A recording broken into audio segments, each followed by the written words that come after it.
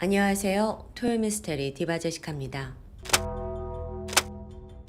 2012년 4월 25일 중국 원난성 지역에서 인구 600만 명이 거주하는 대도시 쿤밍. 거기서 한 건의 성인 실종 사건이 접수됩니다. 아동도 아니고 성인 실종? 게다가 상황이 너무 평범했다는 게 오히려 문제였어요. 실종자는 21살의 남성 한야오. 이제 막 대학 졸업을 앞두고 인근 토목공사 업체에서 인턴으로 근무하던 청년이었죠. 가장 먼저 실종을 알아채고 신고한 건 회사 동료들입니다. 일단 야오는 그날 아침 7시에 평소처럼 회사에 출근을 해서 작업을 시작했는데 그러다 8시 반쯤 마침 현장 소장이 한 20분 거리에 있는 사무실에다가 서류를 좀 전달해달라고 지시를 하면서 심부름을 떠나게 됩니다. 그런데 그 길로 행방이 묘연해진 거예요. 야오는 예전에도 몇 번이나 그 사무실을 가본 적이 있기 때문에 중간에 길을 잃었다는 건 말이 안 됩니다. 게다가 그가 지나간 도로는요, 평소에 차도 많고 행인이 많이 다니는 곳이에요. 그러니까 위험 지역이 아니라서 주변에 딱히 의심할 만한 것도 없었고요. 경찰 수사가 시작되었지만 이상하게도 목격자나 의미 있는 증거가 좀처럼 나오지 않습니다. 게다가 여기서 경찰은 야오 씨가 이미 20대 성인이다 라는 점에서 좀 수사에 적극적이지도 않았고요. 이때 가장 애가 타는 사람은 하나뿐인 외아들을 잃게 될 부모님입니다. 결국 가족은 방송사, 언론 이곳저곳에다가 아들 실종 사실을 알렸고 도움을 청하게 돼요. 그 덕분에 야오 사건은 중국 내에 빠르게 알려지기 시작했죠. 그러자 여기서 여러 건의 제보가 도착하는데 몇 가지 공통점이 있었습니다. 우선 야오군이 실종되었던 그 일대에서요. 알고 보니까 예전부터 여러 건의 실종 사건이 발생했더라고요. 또한 사라진 사람들은 적게는 12살부터 많게는 19살까지 대부분 젊은 남학생이었다는 점입니다. 이 일련의 실종 사건들은요. 야오가 실종되기 전 5년 전부터, 그러니까 2007년부터 매년 꾸준히 발생하고 있었어요. 그렇게 실종된 학생들의 수만 무려 17명입니다. 아니 하필이면 유독 이 근방에서 이토록 많은 실종 사건이 벌어진 게 과연 우연일까요? 뒤늦게 이런 사실이 알려지면서 사회적으로 엄청난 파장이 일게 됩니다. 이게 연쇄 실종 사건일 수도 있으니까요. 특히나 부실한 경찰 수사에 비난이 쏟아져요. 어떻게 이걸 여태 몰랐냐는 거예요. 그제야 당국은 급하게 수습에 나서면서 지역 고위 간부들은 기존에 수사 담당한 공안 다 파면시켰고요. 대신에 새로운 특별팀을 꾸려서 빠르게 수사를 해나가기 시작했죠. 그리고 얼마 지나지 않아 조금씩 진전이 보이게 됩니다. 경찰은 그동안 몇 년간 그 실종이 발생한 지점들을 다 모아서 지도에 표시해 보게 돼요. 그러자 여기서 특이점이 발견됩니다. 이 장소들이 전부 어떤 특정한 집을 중심으로 반경 700m 이내에서 벌어진 사건이었어요. 그럼 그 문제의 집이 어디냐? 거기는 한 노인이 홀로 살고 있던 곳이었죠. 그런데 이 남성, 살인 전과가 있는 인물입니다. 57세의 장용민, 즉각 그가 유력한 용의자로 지목이 됩니다.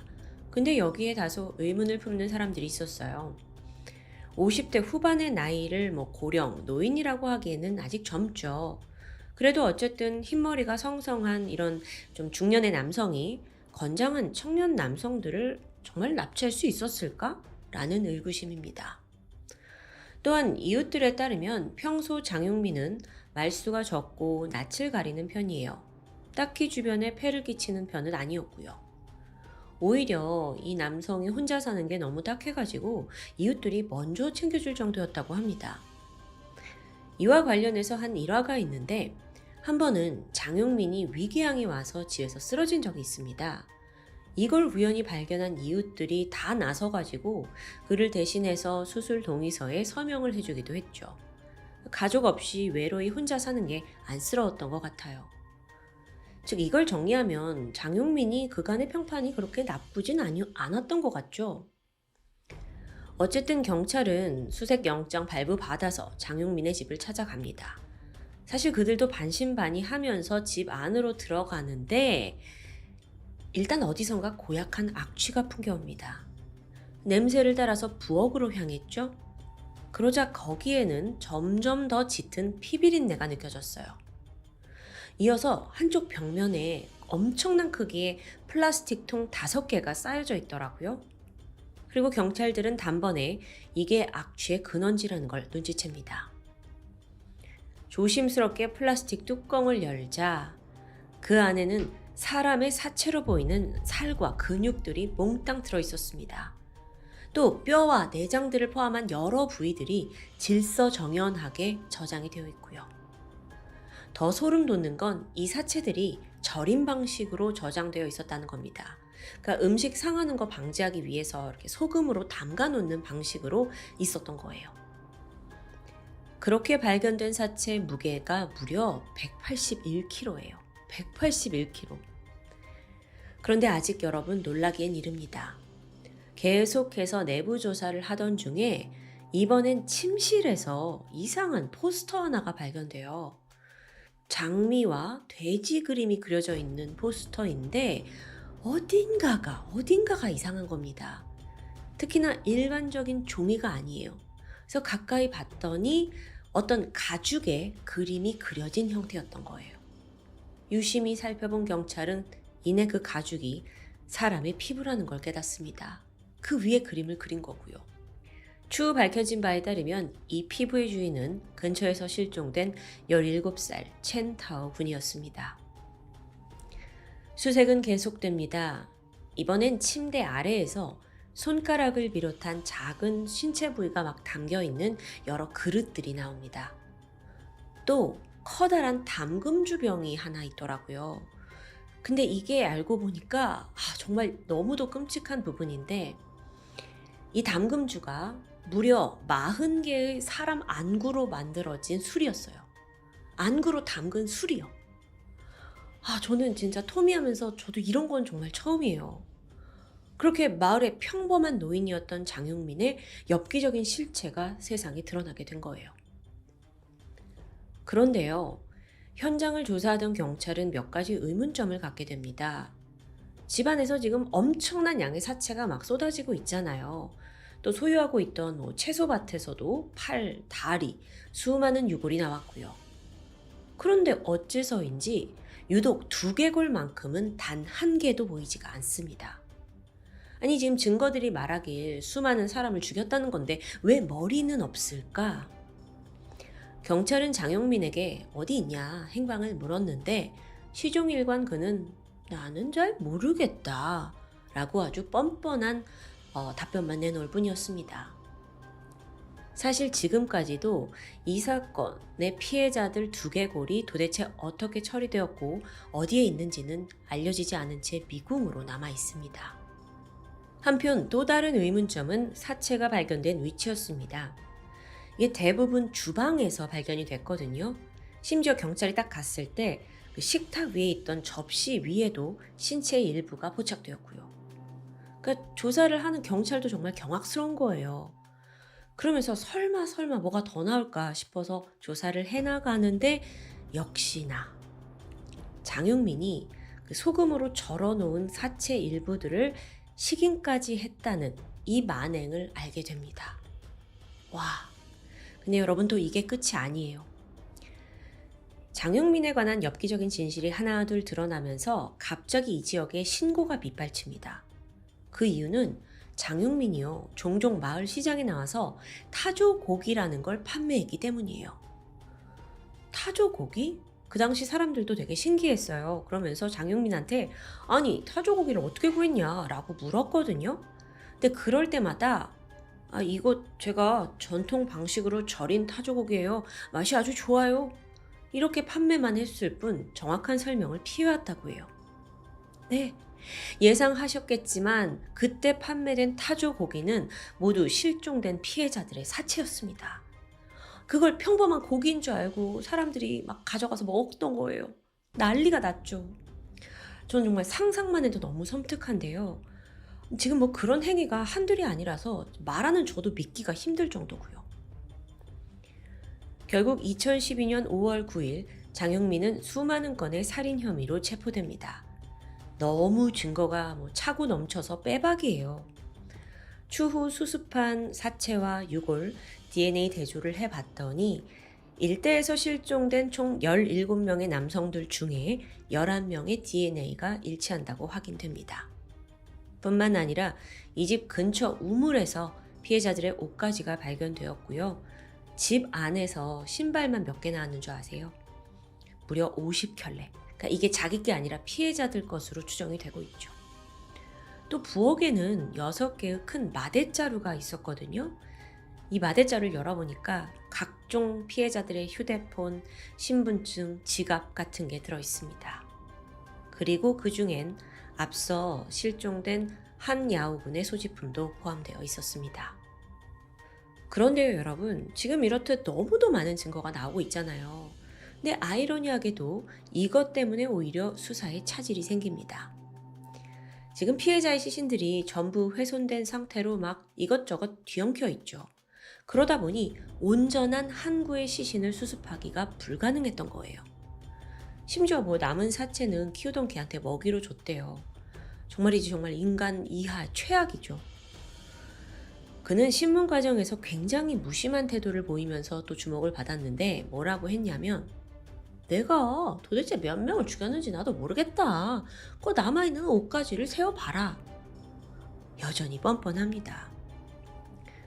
도대체 이 장용민이라는 악마는 누구일까? 잠깐 알아보면 그는 1955년생으로 원난성 쿠밍시 시골에서 3남 1녀 중 막내로 태어났어요.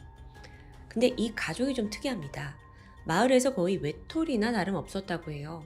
왜냐면 장용민의 어머니 성격이 일단 굉장히 괴팍해요.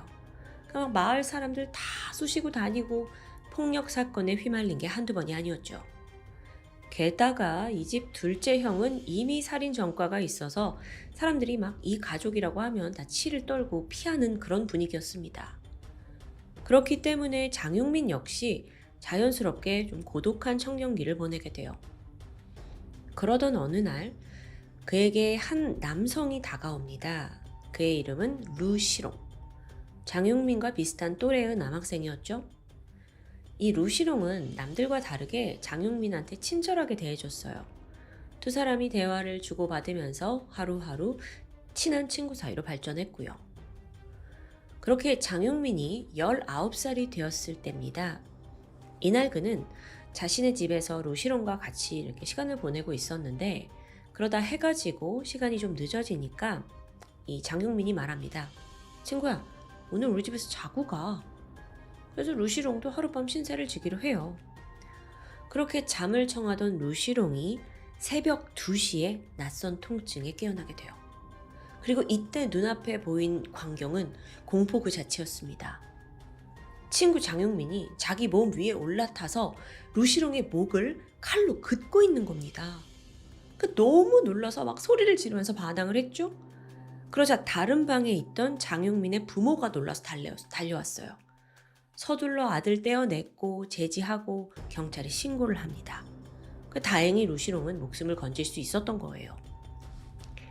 여러분, 지금 보시고 있는 이 사진은요, 시간이 지나서 나이가 든 루시롱의 실제 모습입니다. 목을 지금 보여주고 있는데 목에 여전히 그때 만들어진 깊은 상처가 남아있어요. 아니, 그렇게 친하게 지내던 친구가 갑자기 자고 있는 목을 긋는다? 정말 이해하기 힘든 상황이에요. 그리고 이 사람이 갖게 된 공포와 트라우마도 오래갔고요.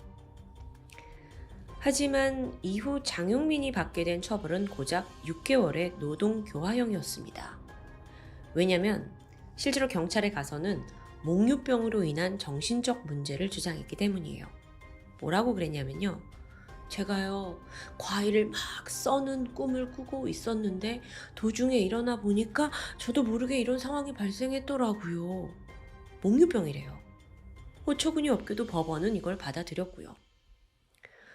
그런데 장용민의 범행이 여기서 끝이 아닙니다. 그렇게 하나뿐인 친구를 잃었죠. 또다시 혼자가 된 장용민은 1978년 23살 정도 되었을 무렵에 새로운 친구를 또 사귀게 돼요. 이번에도 또래의 남성 양슈룽이었습니다. 둘은 같은 공장에서 일하고 있었죠. 근데 이미 이 동네에선 이 장용민의 과거에 대해 소문이 흉흉했거든요. 근데 하필 양슈룽은 타지에서 온 사람이었기 때문에 그에 대한 정보가 전혀 없었던 거예요. 그러던 어느 날 장용민이 양슈룽에게 제안을 합니다. 일 끝나고 같이 저녁이라도 먹을래? 양슈룽은 타지에서 왔으니까 외롭잖아요. 그래서 친구를 사귈 수 있겠다 싶어서 반갑게 이걸 받아들였죠. 그런데 이게 양슈룽의 마지막 모습입니다. 실종됐어요, 그대로. 마지막 순간에 그가 장용민과 함께 있었다라는 게 밝혀지면서 경찰이 그를 추궁했지만 결정적인 증거가 부족합니다. 그렇게 실종 보름째에 접어들던 날, 이날따라 유독 많은 비가 내리면서 강물이 불어나게 돼요. 근데 이때 마침 주변을 지나던 주민이 강물에 저거 뭐야? 떠내려오는 무언가를 발견했죠. 네, 그건 바로 토막난 사람의 시신이었습니다. 정체는 바로 얼마 전 실종된 양슈룽이었고요. 이와 동시에 경찰은 수상한 목격담 하나를 더 접수하거든요. 양슈룽이 실종되던 날 한밤중에 수레를 끌고 장용민이 강가로 가는 걸 봤다라는 내용이었어요. 결국 궁지에 몰린 장용민은 자신의 범행을 털어놓게 되죠. 두 사람은 그날 밤 함께 술을 마시고 각자의 집으로 걸어가게 됩니다. 근데 장용민이 정말 별다른 이유 없이 갑자기 앞에 있는 돌을 들고서 저기 헤어졌던 양슈룽한테 막 달려가서 뒤통수를 가격해요. 그렇게 그는 비명행사하고 말았죠. 이후에 그는 아무런 꺼리낌 없이 시신 훼손하고 일부는 강가에 버리고 또 나머지 일부는 근처 동굴에 유기합니다. 실제로 경찰이 이 동굴에서 나머지 사체 그리고 양슈룽의 소지품을 찾아냈어요. 그렇게 장용민이 살인 혐의로 법정에 서게 됩니다. 그런데요, 이때도 판결은 무척 당황스러워요. 사형유예. 아니, 사형유예가 뭐냐면요, 사형 선고이긴 한데 그 시행 여부는 무기한 연장한다는 겁니다. 그러니까 쉽게 말해서 우리나라의 무기징역과도 같은 거죠. 너가 행실이 계속 안 좋으면 우리가 사형을 할 거지만 괜찮게 살면 일단 살게는 해줄게, 이런 뜻이요. 덕분에 장용민은 교도소에서 얌전하게 생활을 했고 복역 19년째가 되던 1997년 모범수로 감형을 받고 다시 세상에 나오게 됩니다. 이후 그는 고향인 쿤밍으로 돌아왔어요. 그리고 인근 마을에 정착을 했죠. 그렇게 조용히 사나 싶었는데 딱 10년 정도가 흐른 2008년입니다. 그는 주체할 수 없는 살인 충동에 휩싸였어요. 지난 10년간 잘 참고 살았던 거죠. 근데 도저히 이거 살인 안 하고 못 살겠는 거예요. 그리고 그때부터 무지막지한 인간 사냥이 시작됩니다. 그게 약 4년간 이어지거든요. 앞서 살해당한 양슈룽 군을 포함해서 공식적으로 이 기간에 사망한 피해자의 수는 12명입니다. 공식적으로요. 근데 경찰은 장용민이 최소 20명 이상을 살해했을 거라고 추정해요.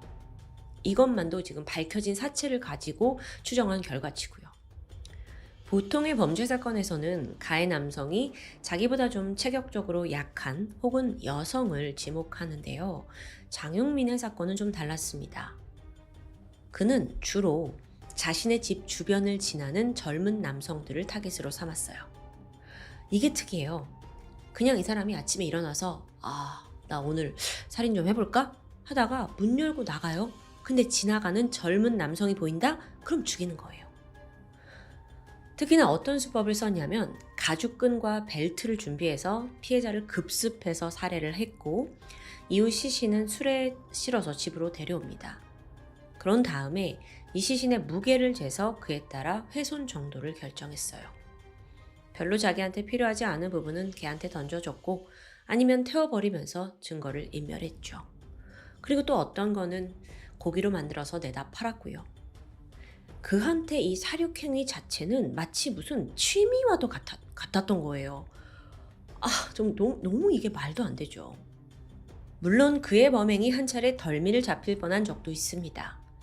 때는 2011년이었는데 16살 소년 장젠위안이 하교를 하던 도중에 마침 이 장영민으로부터 공격을 받았어요. 그는 허리띠로 소년의 목을 졸랐고요. 근데 이 학생이 아주 적극적으로 반항을 하면서 간신히 도망친 거예요. 그리고 빠르게 신고를 하면서 범인은 경찰에 체포가 됐죠. 그런데 이때 장영민이 아주 황당한 주장을 합니다. 아이, 내가 저 학생을 도둑으로 오인한 거예요. 그냥 도둑으로 오인해서 자기가 공격을 했을 뿐이래요. 근데 이 사람 사실 조회해보면 전과도 있는데 경찰이 이걸 그대로 믿었겠나요? 네, 믿었어요. 게다가 뭐 피해자도 이 학생도 큰 부상을 입은 건 아니고 피해 사실이 정확히 없다라면서 체포를 못하게 된 거죠. 이걸 보면 범죄를 계속 저지르는 장용민도 문제지만 이 지경까지 된 건 약간 경찰이 아니란 수사가 한몫했던 것 같아요. 자, 다시 현재로 돌아와서 이런 잔혹한 살인마에게 더 이상의 자비나 행운은 없어야겠죠. 그는 마침내 1심에서 사형 선고를 받았습니다. 그런데 이때도 인간이라면 상상할 수 없는 아주 괴기스러운 발언을 내뱉어요. 아니, 생각해 보십시오. 우리가 평소 소나 돼지 먹듯이 사람도 먹을 수 있는 거 아니에요? 지금 좀 잘못 들었나요? 제가 지금? 사람도 먹을 수 있는 거 아니냐고요? 2012년 7월 장용민에게는 최종 사형 판결이 내려졌습니다. 그리고 판결 6개월 만에 그는 총살형을 당했죠. 이렇게나 빠르게 범죄자를 처단할 수 있었음에도 사건 해결에 수년이 걸린 게 오히려 안타까운 상황입니다. 장용민에게 목숨을 빼앗긴 피해자 중 12살 소년은 아버지 일 도와주려고 밭으로 가던 중에 변을 당했습니다. 또 다른 피해자 15살 소년은 성적표를 받으려고 학교에 다시 가던 길에 실종됐고요. 가족들은 즉각 경찰에 신고했지만 수사는 미미했다고 해요. 그래서 가족들이 전 재산 털어가면서 아들 수소문했지만 끝내 훼손된 시신 일부로만 아들이 돌아옵니다. 마지막으로 중국 정부는 이 사건을 통해 드러난 경찰들의 안일한 태도를 강하게 비판했습니다. 그러면서 직무유기 혐의를 받은 경찰 12명 모두 파면시켰죠. 강력한 조치였지만 피해자 가족들에겐 글쎄요, 그저 소잃고 외양간 고치기로만 느껴집니다. 우연찮게도 희생당한 아이들의 수와 또 마땅히 도리를 지키지 않았던 이 무책임한 경찰들, 어른들의 수는 우연히도 같았습니다. 충분히 막을 수 있었던 연쇄살인마 장용민. 오늘 사건 중 눈알 담금주가 저는 엔간해서는 기억에서 떠나지 못할 것 같네요. 지금까지 토요 미스테리 디바제시카였습니다.